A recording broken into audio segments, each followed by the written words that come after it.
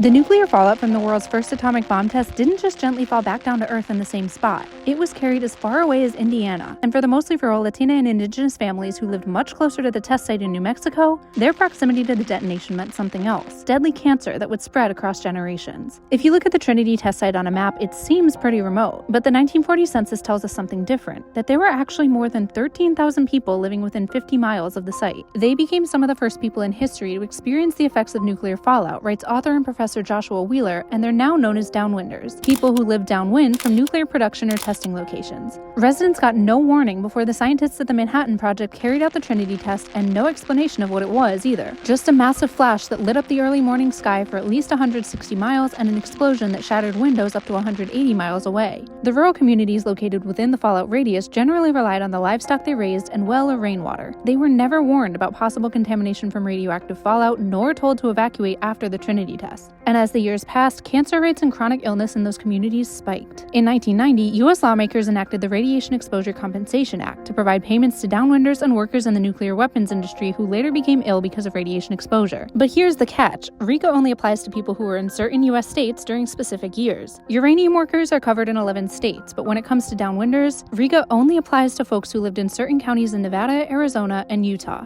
In New Mexico, no downwinders are covered. Yes, that means Trinity downwinders have never been eligible for compensation, and RECA is set to expire for good in July 2024.